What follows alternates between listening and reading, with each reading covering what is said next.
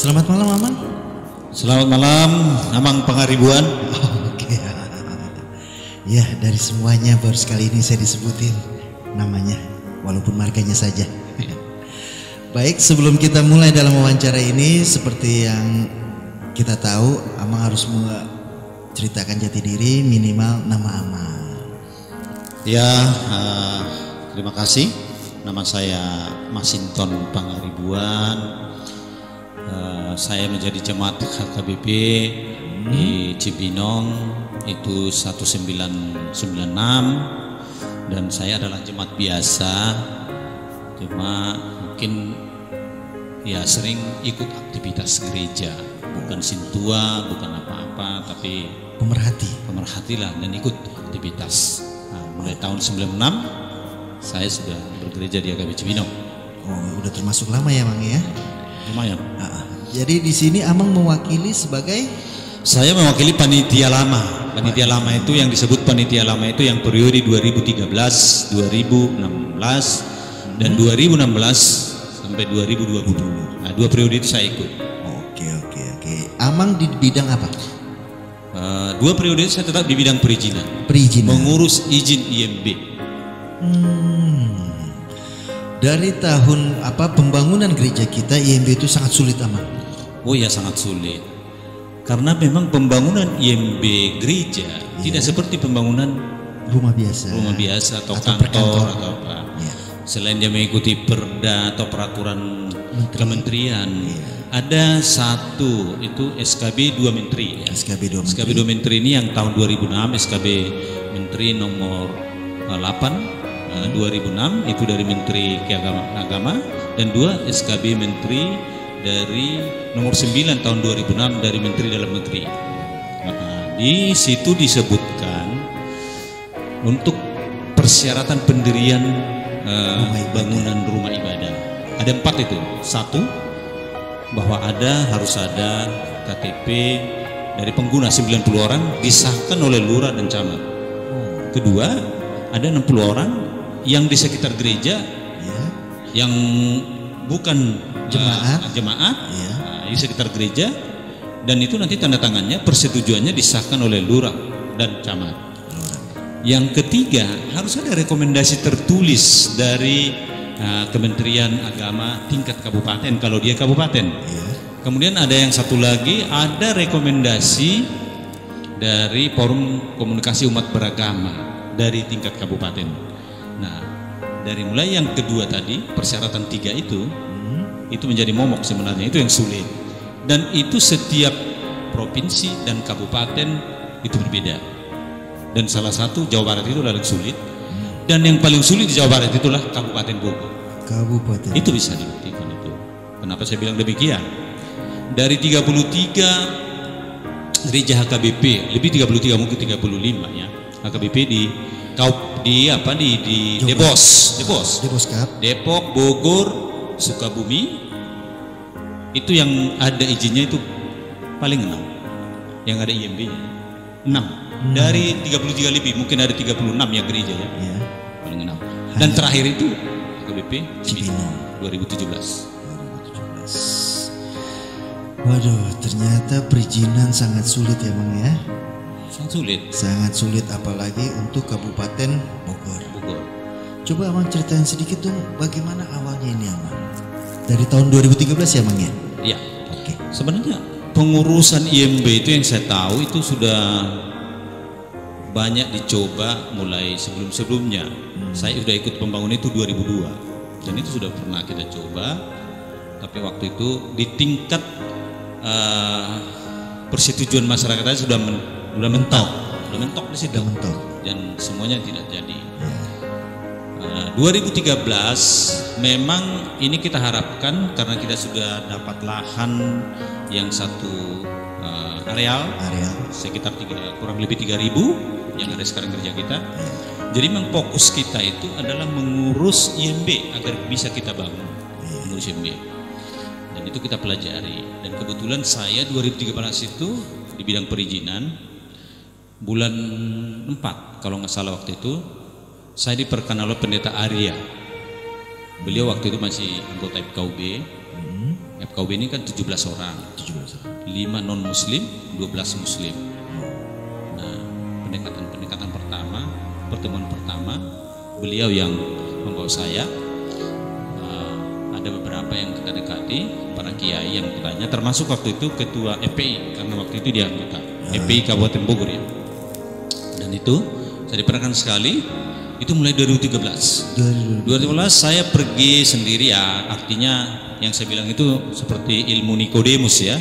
Kita pergi berdialog, kita tidak kasih tahu kita dari mana awalnya, mau ngapain gitu. Tapi kita lihat sudah kita dekat, baru kita utarakan maksud kita itu. Waktu 2013 itu 2015 ketuanya itu masih kita TJ Siahaan dan jemaat. Di bidang perizinan itu kita bagi-bagi. Saya sebagai ketua, anggota saya ada Sintua Darling, ada Manter Sihotang, ada juga Sintua Hutagaul yang sudah pindah ke Pekanbaru.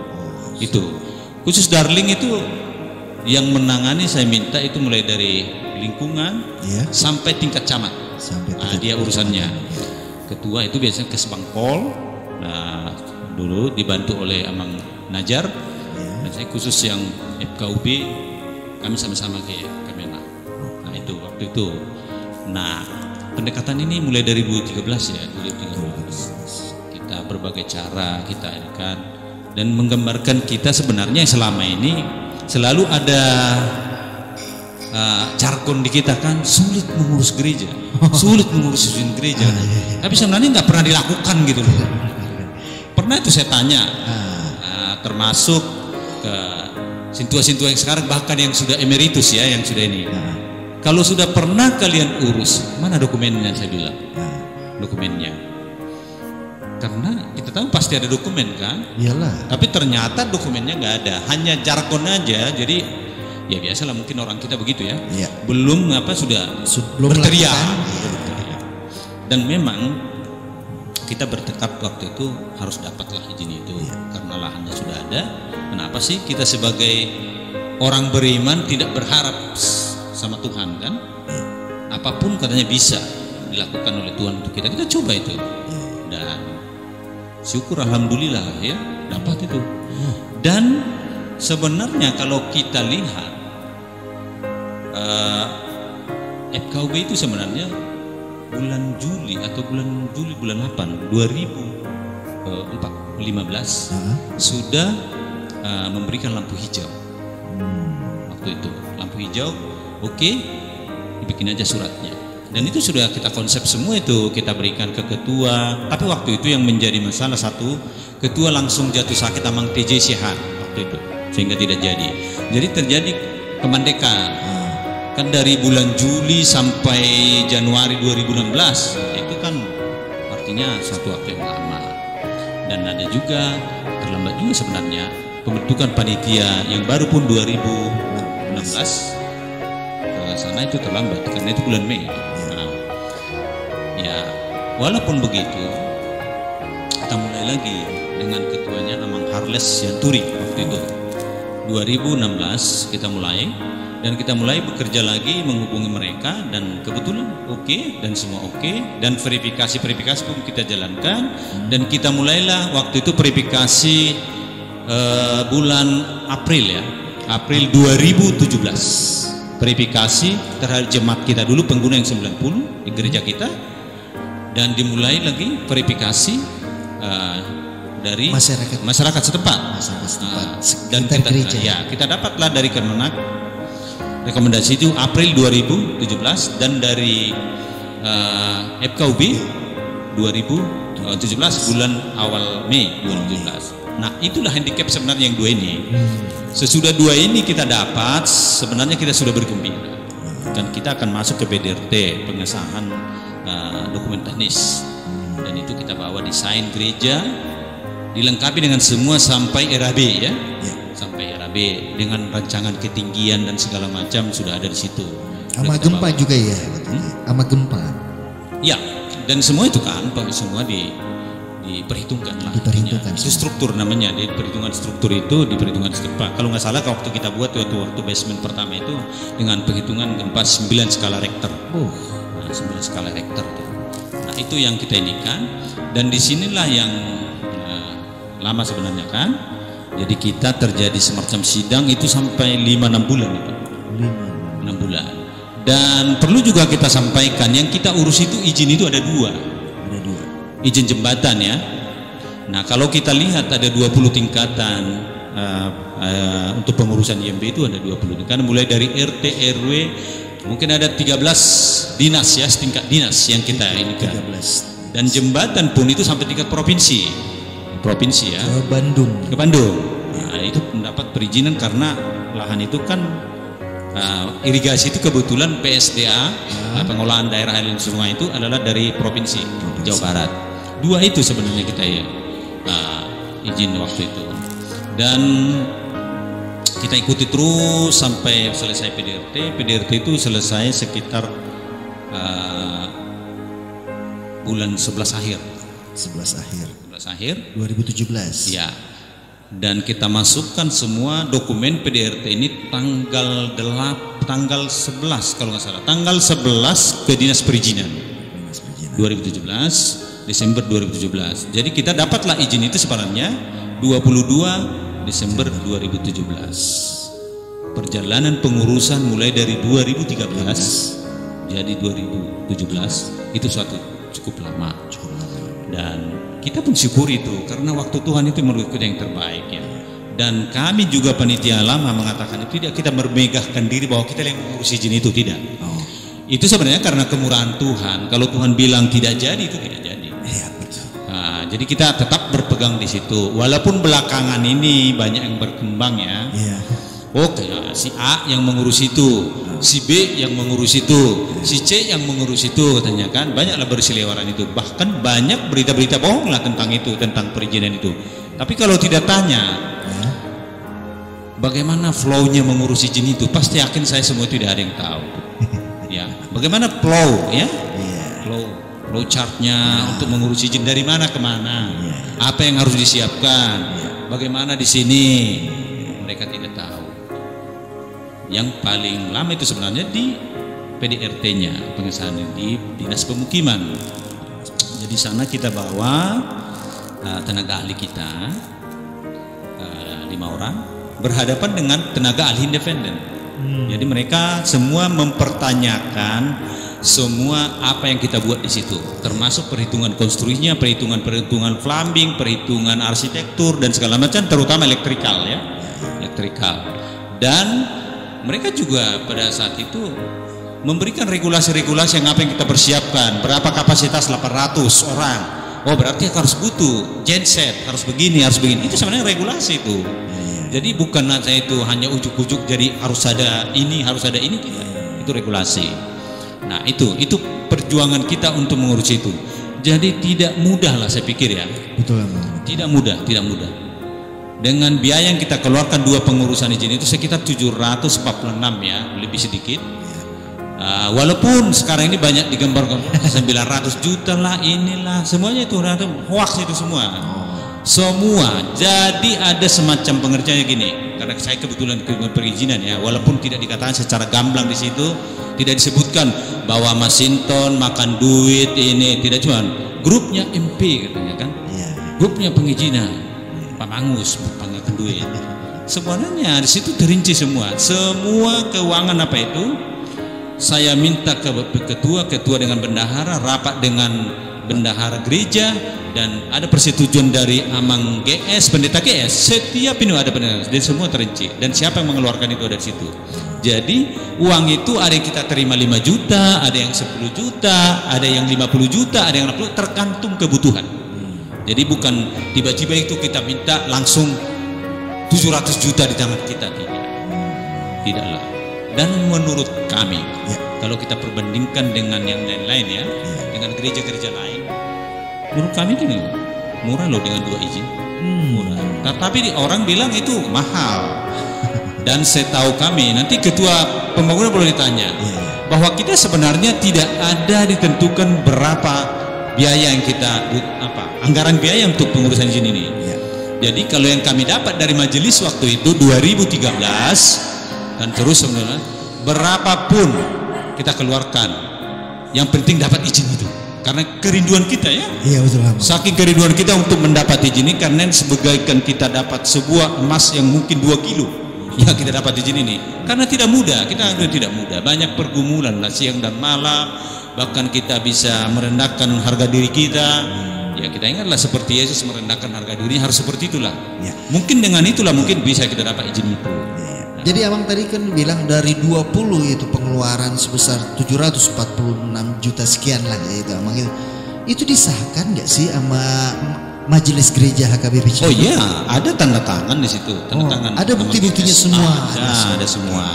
Cuma belakangan ini ada istilahnya begini, oh tidak ada kwitansi dari penerima katanya kan? Iya. Jadi bisa saya tanyakan mungkin kalau hanya sekedar kwitansi bisa saja sebenarnya, karena ini sebenarnya bentuknya semuanya uang terima kasih ya. Saya nggak tahu kalau uang terima kasih itu ada kwitansinya, nggak ngerti saya. Kan memang entertain dan uang terima kasih.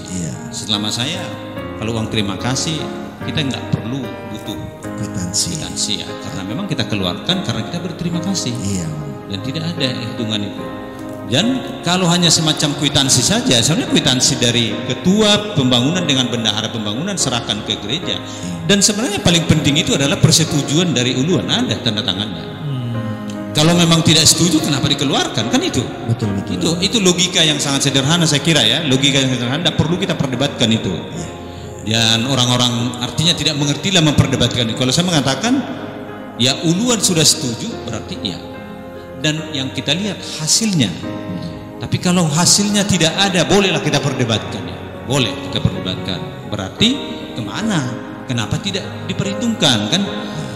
Yang bagi saya, walaupun selama ini saya tidak pernah berbicara semenjak rapat Huria 27 April 2018, saya tidak pernah berbicara di manapun. Walaupun sering disebut, bukan nama saya secara langsung ya.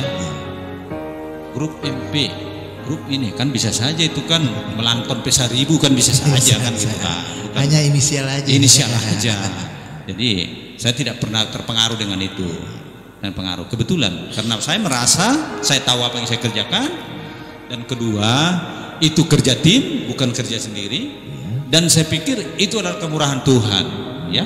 Jadi kita tidak boleh bermegahkan diri saya nggak seperti yang belakangan ini banyak yang bilang saya itu perlu itu di apa namanya, apalagi seorang pelayan mengatakan saya katanya, buat saya agak susah itu menurut saya kan gitu. Begitu Amang. Oke. Jadi Abang sudah ceritain itu ya, apa dari 2013 sampai 2017. Tapi Abang belum menceritakan nih, di Tikting ini tanggal berapa itu Abang bahwa telah mendapatkan IMB itu? Oh, itu di Desember itu ya. Karena saya memang bertekad waktu itu kalau bisa ini Tuhan berdalam doa kami panitia pembangunan dan doa saya secara pribadi, biarlah ini menjadi hadiah Natal untuk HKBP Cibinong. Dan puji Tuhan doa kita ditengahkan Tuhan, karena itu tanggal 22 Desember kita terima. Dan karena saking sukacita kita, langsung hari itu juga, saya ingat itu hari Jumat ya, saya ingat itu hari Jumat. Jadi saya ingat hari Jumat langsung kita Amang ketua langsung kasih tahu ke uluan Amang pendeta GS, tapi nggak tahu waktu itu jawabannya, mungkin diutuslah Inang Pendeta Pierre yang menerima itu di gereja kita. Dan Januari itu ada di semacam syukuran karena sukacita kita. Dan kami waktu itu panitia dikasih cek 50 juta itu. Oh, dikasih cek 50 juta. Dan malam itu juga kami kembalikan itu ke bendahara. Dengan perlalu para tahun. Karena apa? Kami kira bukan itu persoalannya. Kami kira bukan, kami tidak. Semua orang membutuhkan uang, tapi kami bukan mengharapkan itu. Terlalu naif lah saya pikir, terlalu kecil ya. Kalau kita dinilai dengan 50 juta. Saya nggak tahu maksudnya memberikan itu, saya nggak tahu. Dan saya tanya jelas waktu itu, apakah itu berdasarkan rapat majelis? Katanya bukan, hanya yang tahu itu 3 orang, yaitu Amang Parartaun, bendahara, dan Amang Pendeta Gideon. Dan saya pikir, langsung saya bilang sama ketua, karena saya lihat tipis, coba buka, apa itu? Cek Amang, 50 juta, kembalikan. Dan malam itu juga dikembalikan. Dan kami semua setuju, karena memang bukan itu yang kita harapkan ya. Banyak berkat yang kita terima dari Tuhan, Kalau kita bekerja di gereja itu dengan tulus ya, iya, dengan tulus. Begitu Amang. Oke. Iya, Amang sudah menjelaskan semua perjalanan IMB kita dari berpuluh-puluh tahun, terus pengurusan yang sangat lama. Ya 50 juta emang bukan harga lah, bukan harga yang pas gitu kan. Tapi tetap pelayanan Amang dan tim dari perizinan mudah-mudahan dibalas oleh Tuhan. Tapi begini Amang, yang saya ingin tanyakan, setelah panitia pembangunan yang lama ini mengundurkan diri, terus kan berarti kan bilang lihat dari pola bangunan sekarang itu harus ada perubahan Amang. Perubahan izin karena gambar berbeda lah, soft drawingnya atau apa? Nah, menurut Amang gimana? Betul, jadi setelah rapat Huria 27 April 2018 yang digaungkan itu kan bahwa jemaat tidak setuju dengan basement ya. Tapi menurut saya itu adalah keinginan beberapa orang, tapi di drive melalui rapat Huria untuk mendapat persetujuan gitu. Karena kita belum pernah sebenarnya bicarakan apa sih fungsional basement itu. Dari basement itu. Nah, terus mereka lihat masalah biaya dan begini-begini. Sebenarnya begitu bagi kita tidak masalah itu. Ya. Karena izin sudah dapat, itu bisa direview desain tanpa merubah IMB kan sebenarnya kan. Direview desain aja sesuai keinginan. Dan itulah yang mereka lakukan dengan rencana baru Atelier 6 ya. Saya dengan bukan panitia yang ada ya.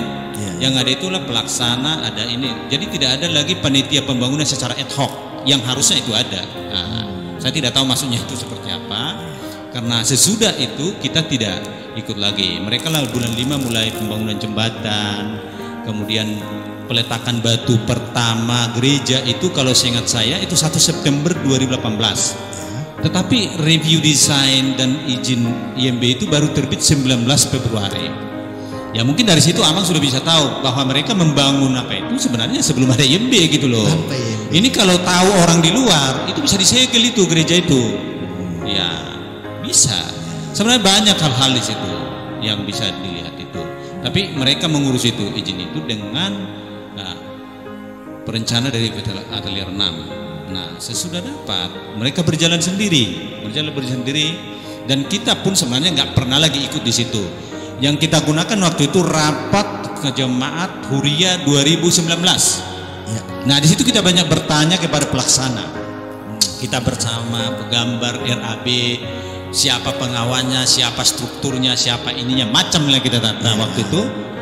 Tetapi tidak bisa diterangkan oleh Amang Arwan waktu itu. Dan Amang Arwan itu dan selalu di backup oleh pimpinan sidang waktu itu yang kebetulan Pendeta Gedeon Saragi gitu loh. Jadi mereka kita lihat selalu kan. Jadi kita waktu itu tidak ada. Akhirnya rapat Huria itu waktu itu ditutup jam 12 tanpa ada kesimpulan. Tanpa ada kesimpulan. Jadi sempat itu kita kirim juga surat ke semua perhalado agar kita dapat beberapa hal yang kita pertanyakan waktu itu. Tapi sampai saat ini kita tidak diterima di sermon ya. Nah itu jadi banyak sebenarnya yang perlu kita pertanyakan. Nah misalnya mereka membangun pondasi itu seperti apa? Karena sebenarnya ininya belum jadi kan? IMB-nya ya. Terus siapa sebenarnya yang mengawal pembangunan ini? Kan harus ada kan ini. Sudah di atas 10M harus ada. Ini sebenarnya pembangunannya bukan sederhana lagi, sudah di atas sederhana. Baik dibilang high risk karena kalau nggak salah kurang lebih ketinggian 35 ya, 30 meter. Nah itu high risk. Dan termasuk yang mungkin kalau di Cibinong mungkin yang paling tinggi kurasa bangunan Cibinong ini. Saya nggak tahu lah. Kalau dulu konsep kita kenapa ke bawah itu konsep kerendahan hati. Kalau ini saya nggak tahu kenapa ke atas dibuat mereka, tapi kita nggak perlu mempertanyakan itu karena setiap perencana itu punya pemikirannya sendiri, atau itu permintaan owner dari waktu itu, atau hanya dari pemikiran dari arsitek, dari perencananya lah, kita belum sempat pertanyakan situ. Nah, itu yang kita lihat. Jadi banyak mungkin yang dipertanyakan di situ dan banyak hal-hal. Dan sampai saat ini belum pernah kita melihat RAB resminya. RAB resminya. Rencana anggaran biaya. Karena dari situlah kita bisa sebenarnya melihat. Dan kita juga tidak pernah melihat semua, baik itu RKS-nya yang selalu dipertanyakan dulu oleh Arwan untuk RAB yang lama gitu ya. Sampai sekarang kita belum pernah melihat itu RKS-nya seperti apa, itu jenis ininya, jenis itu, jenis sana, tidak tahu kita itu. Jadi berapa biaya gereja ini sampai jadi sampai sekarang itu ya mungkin pertanyaan besar itu. Nah, jadi kalau kami di bidang konstruksi harusnya acuan pertama itu adalah RAB. Dari situlah kita melihat bangunan itu benar apa tidak, baru dicocokkan dengan gambar. Di RAB ada, di gambar tidak ada. Oh, saya ikut RAB-nya, lebih tinggi RAB-nya kan. Kalaupun di gambar ada, kalau di RAB tidak ada, oh ya ikut RAB-nya. Oh tidak ada itu di RAB. Tapi kalau di RAB ada, tidak ada di gambar, wah itu ya salah itu kan. Dan banyak hal-hal lah, banyak hal.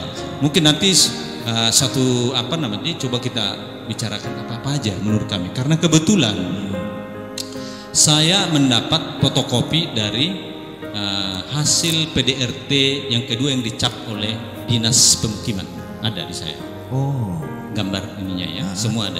Dan itu bisa kita bedah, kita lihat bangunan itu apa sesuai dengan itu apa tidak, gitu. Antara gambar dengan kenyataan. Di lapangan. Dan itu harus ikut itu. Kalau tidak, itu sebenarnya bisa disegel itu bangunan gitu. Dan itu yang kita tidak mau kan. Harus bisa kita fungsikan, jangan gagal bangunan dan gagal izin kan gitu kan. Gagal bangunan itu tidak layak dipakai, gagal izin ya disegel selama-lamanya gitu kan. Takutnya seperti hambalang nanti gitu loh. Itu maksud kita gitu. Seperti itu yang dimaksudkan. Oke, jadi Abang, jadi sebenarnya efeknya ini sangat berat ya Abang ya. Terus juga nanti juga dalam pelaksanaannya di akhir pun juga ada ya Abang ya yang namanya surat pengesahan. Apa itu yang namanya Abangnya kalau bilang? Oh itu ada. Jadi ada sebenarnya itu namanya SLF ya. Iya. SLF itu ada. Itu dari Permen PUPR Menteri ya, Menteri. Nah, jadi kalau dibilang itu ada uji lulus SLF namanya, sertifikat layak fungsi. Kalau sudah bangunan itu sudah selesai, ya, sebenarnya tidak boleh langsung digunakan. Jadi kalau seperti sekarang itu digunakan, baru dibangun digunakan, ya, masih belum selesai sudah digunakan, itu sebenarnya membahayakan ya. Misalnya gimana kalau ada di situ yang kurang jatuh kan gitu kan. Iya. Itu sebenarnya.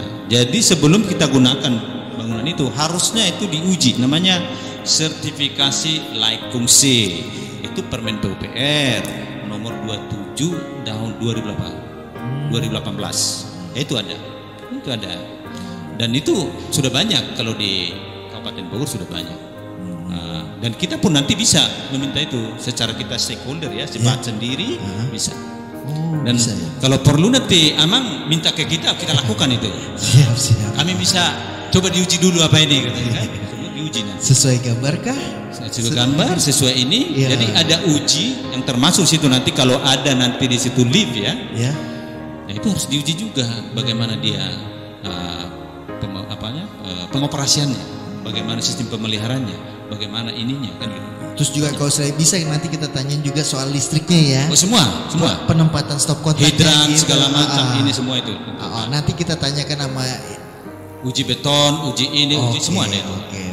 Dan itu independen. Mungkin nanti di sesi yang lain kita akan tanyakan juga mungkin ya orang-orang yang bagian kelistrikan, bagian pengawasan nanti ke depannya. Oh iya. Iya nanti. Baik, jadi untuk ke depannya juga sebenarnya ini terus step by stepnya ini harus berjalan dengan baik dan benar ya, betul kan emang ya? Karena untuk mendapatkan SLF ini sangat susah. Iya. Nah, jadi ini statement Amang untuk pembangunan ini nih Amang ya. Bagaimana ke depannya? Harus diaudit itu Bang nanti. Harus diaudit. Harus kita audit itu. Nanti kalau sudah ada waktunya, waktu yang terbaik diberikan Tuhan ke kita, itu harus audit. Mungkin kita tidak melihat kesalahan siapa apa yang salah, tapi auditnya itu minimal bahwa gereja ini dulu itu aman gitu, itu digunakan. Itu yang paling kita kedepankan. Jangan dilihat mau cari kesalahan siapa ya. Bukan itu yang kita kedepankan. Tapi memang gedungan ini layak digunakan secara keamanan, kenyamanan kan gitu kan. Itu yang paling ini, yang paling kita kedepankan nantinya. Jadi setelah kita audit ternyata memang pembangunannya itu udah sesuai gambar dan benar bangunannya itu, ya mereka bisa melanjutkan lagi, betul kan emang ya? Malah harus kita dukung. Tidak ada masalah, dibentuk aja panitia pembangunan, kita nggak perlulah ikut di situ. Jadi kalau bahasa jargon selama ini karena mereka kehilangan pekerjaan, kehilangan lain-lain dan banyak dihubung-hubungkan, itu hanya sebenarnya kalau istilah sekarang itu kan prostrut ya. Jadi berita-berita diulang-ulang bohong jadi kebenaran, itu tidak pernah. Dan kami sendiri dan saya sendiri ya, tidak pernah bahwa merasa itu kita kerasa kehilangan pekerjaan, enggak, karena memang tidak ada konflik interest kita di situ. Itu hanya dibangun persepsi itu untuk bisa brainwashing teman-teman kita yang bisa di brainwashing kan gitu ya. Itu sebenarnya nggak ada. Jadi kita sebenarnya pengen bangunan gereja itu layak kita gunakan dengan baik supaya kedepannya kita yang menempatinya itu selamat. Ya, itu sebenarnya. Ya, jadi tidak bisa serta-merta ini gereja. Sebenarnya gereja itu bangunan umum dan itu harus dipertanggungjawabkan, dan pihak lain pun pihak luar bisa mempertanyakan itu, melakukan uji SLF bisa. Walaupun bangunan itu belum selesai ya Mang ya. Bisa di sini kan sekarang. Tapi nanti mungkin sesudah selesai baru ini bisa sebenarnya sekarang ini. Dan Pemda pun bisa melihat itu, dia akan menilai nanti KBD-nya, ininya, macam-macam lah itu nanti bisa dilihat sesuai dengan gambar apa enggak gitu sebenarnya kan. Dan itu yang perlu dikawal orang-orang yang mengerti tentang bangunan itu kan. Jadi terima kasih nih Amang ya, Amang udah terangin dari awalnya pembuatan izin ini Amang ya. Pertanyaan saya terakhir nih Amang. Kan Amang juga kan waktu di dalam pengurusannya ini pasti ada dong berhubungan dengan Amang GS sebagai uluan gereja. Yang Amang tahu soal Amang GS ini, bagaimana sih karakternya di dalam kepemimpinan pembangunan ini? Amang GS itu kan datang sekitar bulan Juli atau bulan Juni ya 2016. Kalau perizinan semuanya itu kan waktu itu baru kita kerjakan waktu zamannya Pendeta Albert Manalu. Jadi kalau yang kita rasakan panitia bangun saya sendiri, Amang GS itu ya terlibat, dia hanya sebagai pimpinan. Sebagai pimpinan ya. Kalau dilihat terlibat ikut rapat panitia pembangunan itu menurut saya nggak pernah. Tidak pernah. Hanya sekali aja ikut dia itu waktu itu pun karena bumbu tidak bisa dihindari 2 kali ya, waktu verifikasi jemaat dan verifikasi lingkungan sekitar. Nah, itu yang saya tahu. Dan selalu juga saya minta waktu kita itu ada persidang dengan tenaga ahli tata bangunan itu kan, saya minta ke ketua Amang Sianturi, tolong diajak dong sekali Amang uluan kita, diajak dia, tapi katanya selalu menolak gitu. Saya nggak tahu gitu ya. Tapi itulah karena kita kan ya sebagai kita panitia, kita kerjakan yang jadi hak kita. Nah, keterlibatan beliau itu sebagai pimpinan. Tapi kalau untuk hal teknis bertanya ini saya kira untuk perizinan ya nggak pernah itu. Hanya 2 kali tadi ikut di situ, yang ikut di verifikasi ya. Ya mungkin nggak mungkin dia nggak ikut di situ kan gitu kan, dia pasti ditanya mana pimpinannya kan gitu. Nah, yang kedua ya itu tadi saya ingat itu November 2017 kita disuruh memaparkan sudah di tingkat mana itu perizinan itu. Dan waktu itu saya bilang kita paparkan, walaupun ketua waktu itu menolak karena mau bikin surprise. Ya nggak apa-apa lah kita kan, nggak ada salahnya juga itu saya bilang. Dan kita waktu itu lakukan itu ini saya kalau tentang itu. Tapi secara umum dengan kejadian sampai sekarang ini kan, saya melihat Amang Pendeta GS ini ya, secara karakter ya memang dia harus kita ikuti gitu. kalau tanda petik, kalau bisa kita jadi pionnya lah gitu kan. Itu yang saya lihat ya. Jadi pion. Jadi secara karakter dia jarang tampil di depan, selalu menyuruh orang gitu. Itu yang saya lihat ya. Ini penilaian saya. Karena Amang tanya kan. Ya, karena kita ini udah hampir 6 tahun nih bergaul melihat di beliau kan. Yang pertama. Dan ya yang saya lihat itu ya sering melanggar peraturan HKBP gitu. Melanggar? Iya, melanggar lah. Contohnya mencat sekben, menonaktifkan pendeta kan gitu kan. Nah itu kan dia pendeta amatir, dia yang nonaktifkan sampai dia bayar gajinya kan. Nah itu kan melanggar itu kan. Terus yang terakhir kali ini menonaktifkan Sintua 22 dan RPP kan itu melalui. Nah itu kan saya lakukan. Dia itu kan kuncinya di dia itu sering gitu. Dan dia memakai orang lain gitu loh, bukan dia. Jadi selalu berkilah bukan saya gitu kan. Apa tuh dia? Dan memang saya lihat dia ahli mempelajari karakter-karakter ya. Jadi mempunyai keahlian itu beliau gitu. Dan ya itu nanti dipergunakan. Dan itulah yang saya lihat ya. Ya, nggak berani tampil di depan, selalu memajukan orang kan gitu kan. Kemudian melanggar. Kan sebenarnya kenapa saya bilang sampai sekarang berarti surat mutasi beliau nggak pernah diumumkan kan gitu kan di gereja, nggak tahu sebagai jemaat pernah dengar nggak? Itu saya bilang melanggar juga itu. Sama, saya juga. Jadi saya lihat sering melanggar aturan PKBP. Itulah saya lihat itu. Amang itu ya. Tapi mudah-mudahan penilaian saya salah ya. Tapi itulah karena Amang bertanya. Betul. Penilaian secara pribadi ya. Nah pribadi itu yang saya lihat. Yang mudah-mudahan penilaian salah kan. Ya jadi itu yang saya lihat itu. Bahkan menolak. Akhir-akhir ini kita dengar menolak mutasinya kan gitu kan melanggar juga kan. Nah seperti itu Amang. Dia mungkin tidak salah, hanya tidak merasa. Oh ya bisa jadi. Ya mudah-mudahan itulah. Dan itu yang bisa kita lihat. Oke. Baik nih Amang ya, udah banyak lah istilahnya jemaat, termasuk Amang sebagai ketua perizinannya ya Amang ya. Untuk pembangunan gereja HKBP Cibinong ini Amang, ke depannya Amang, coba Amang berikan statement terakhir lah untuk ke depannya. Terkadang saya memikir ya, jangan-jangan Tuhan ini tidak mengizinkan bangunan ini, bangunan hati kita. Karena gereja itu sebenarnya adalah kita manusianya, bukan kita secara fisik. Tapi kalaupun kita membangun fisik secara untuk persekutuan, kita bangunlah dengan rendah hati, jangan dengan caci maki, menyalahkan orang lain. Kedua, kita harus bersatu untuk membangun itu, ya. Karena kalau tidak bersatu, ya saya kira susah juga mewujudkan itu. Dan kita harus pasrah, bersatu, saling mengampuni ke depan.